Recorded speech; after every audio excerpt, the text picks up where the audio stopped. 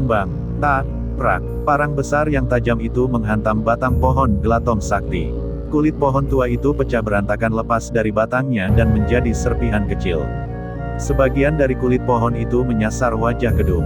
Segera ia menundukkan kepala sehingga serpihan kecil kulit kayu itu mengenai periuk yang melindungi kepalanya.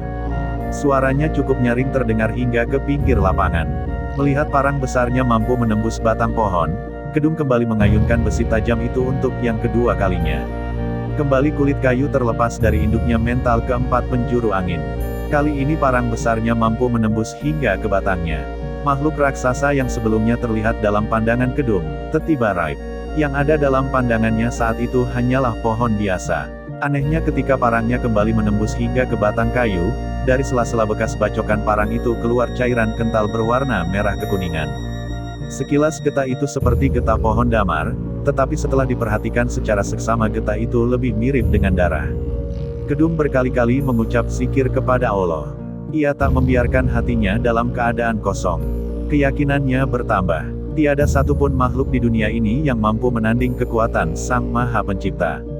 Hanya kepadanya lah manusia berserah diri dan memohon pertolongan. Ayat-ayat suci Al-Quran ia kumandangkan seiring ayunan parang yang menembus batang kayu Glatom Sakti. Kedung tak lagi mengatur akan kemanakah pohon besar itu tumbang. Ia hanya berkonsentrasi mengayunkan parang untuk menembus batang kayu besar itu. Hentikan, hentikan. Jika tidak aku akan membunuh diri. Tiba-tiba dari arah pinggir lapangan berlari seorang pemuda bertelanjang dada. Ia seperti orang gila berteriak-teriak sendiri. Ia berlari menuju pohon Glatom Sakti. Beberapa pemuda yang mengejarnya berhasil menangkap tubuh pemuda yang tengah kesurupan itu. Mereka bergulingan di tanah. Si pemuda yang kesurupan melakukan perlawanan. Hentikan, hentikan. Jangan menebang pohon itu. Jika tidak akan ada bencana besar yang melanda dusun ini. Tiba-tiba dua pemuda yang berhasil menangkap pemuda pertama ikut tertular kesurupan. Tiga pemuda itu kemudian bergulingan menuju pohon Glatom Sakti. Melihat peristiwa itu, Kedung menghentikan ayunan parangnya. Ia tertegun menatap ke arah pemuda yang tengah bergulingan menuju tempatnya berdiri.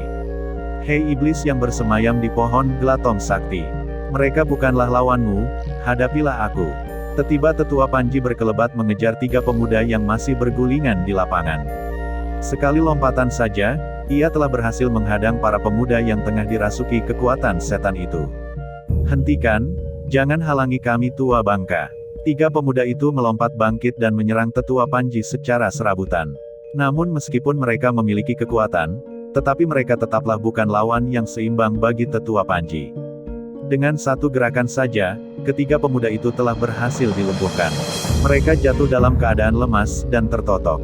Ambilkan aku air minum. Tetua Panji memberi perintah kepada warga yang kemudian berdatangan. Bergegas seorang pemuda mengambil secangkir air minum dan memberikannya kepada tetua Panji. Ia terpaksa menyibak kerumunan warga menonton tiga pemuda kesurupan itu dari dekat. Ini air minum yang engkau minta tetua. Terima kasih, anak muda. Kau bantulah aku memegang kepala mereka. Tetua Panji kemudian membacakan surah Al-Fatihah. Matanya terpejam pertanda ia tengah berkonsentrasi memanggil rasa. Pemuda yang mengambilkan air minum langsung memegang kepala pemuda yang kerasukan dimulai dari pemuda yang pertama. Sesuai dengan perintah tetua Panji ia menegakkan kepala pemuda tersebut agar ia bisa diberikan seteguk air minum. Benar saja, selanjutnya dengan isyarat tangannya tetua Panji meminta mulut pemuda yang tengah kerasukan itu dibuka. Dengan cepat ia memberikan air minum masing-masing seteguk kepada tiga pemuda yang masih kerasukan tersebut. Benar saja, hanya sekedipan mata ketiganya terbangun dari mimpi buruknya. Apakah yang terjadi? Mengapa kepalaku berat sekali? Salah seorang pemuda yang kesurupan terlihat kebingungan. Engkau baru saja kerasukan jin penunggu pohon Glatom Sakti. Beruntung tetua Panji segera mengobati kalian. Tugas pemuda yang memberikan mereka minuman. Ya, kalian segeralah bersyukur. Tiada kekuatan yang bisa merasuki manusia kecuali atas izinnya. Kalian pasti dalam keadaan kotor. Pikiran kalian juga pasti kosong, ujar tetua Panji. Benar tetua, pikiran saya tadi memang kosong. Ternyata jin penunggu pohon Glatom Sakti telah merasuki pikiran saya dengan mudah, jawab pemuda yang baru sadar dari kerasukan. Kalian semua para warga dusun. Isilah hati dan pikiran kalian dengan menyebut nama Allah yang Maha Pengasih lagi Maha Penyayang. Jangan biarkan pikiran kalian kosong. Bacalah ayat-ayat suci Al-Quran yang kalian bisa. Pemuda yang mengambil air minum tadi menghimbau kaula untuk menangkal ulah jin penunggu pohon. Engkau benar sekali, pemuda. Aku akan memimpin kalian untuk membaca surah Yasin. Ayo semua warga ikuti aku. Seketika di tengah lapangan itu berkumandang lantunan ayat-ayat suci Al-Quran. Kedum yang tadinya menghentikan parangnya, kini kembali mengayunkan besi yang besar itu menebang pohon Gelatom Sakti. Pohon sebesar 3 pelukan orang dewasa itu sungguh sangat sulit untuk ditumbangkan. Selain kulitnya tebal, batang kayunya pun keras sekeras besi. Agar ayunan parangnya mampu menembus batang pohon, Kedum menggunakan 5 jurus Sangkan Paraning Dumadi yang dikuasainya. Namun makin lama makin sedikit batang pohon yang mampu ditembus parangnya yang mulai menumpul. Tetua Panji yang baru saja selesai memandu warga membaca surah Yasin kemudian mengirimkan pesan suara melalui bisikan kepada Kedum. Ia berpesan agar lelaki sakti itu menggunakan 3 jurus silat uluan yang baru dikuasainya.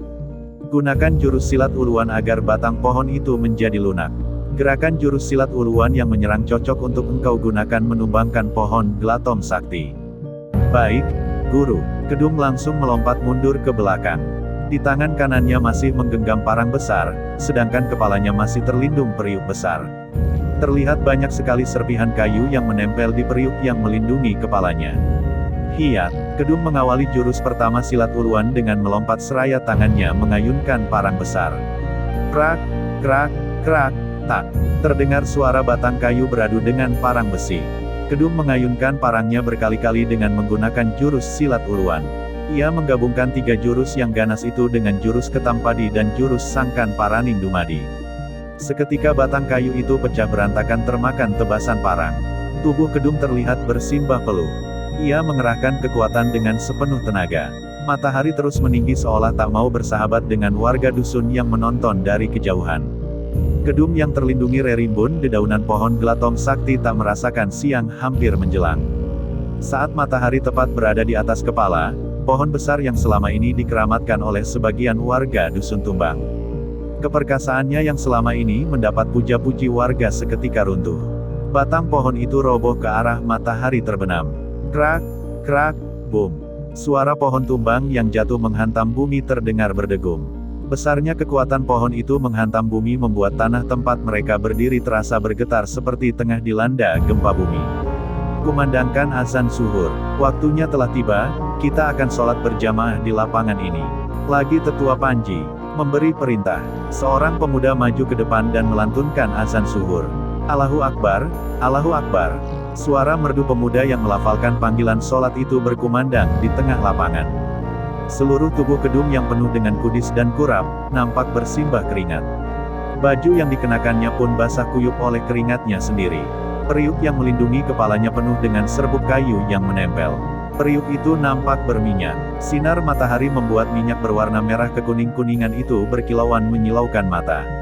Hai muridku Kedum, kemarilah engkau. Bawa periuk itu ke hadapanku. Suara Tetua Panji nampak berwibawa. Panggilan murid itu telah lebih dari cukup bagi Kedum bahwa dirinya telah diterima sebagai murid oleh orang yang dituakan di dusun tersebut. Bergegas ia membuka periuk yang masih bertengger di kepalanya. Dengan sigap, ia melepas periuk tersebut dan memberikannya kepada gurunya. Ini guru periuk yang engkau minta. Bukalah seluruh pakaianmu. Para wanita yang berada di lapangan ini, harap membalikkan badan.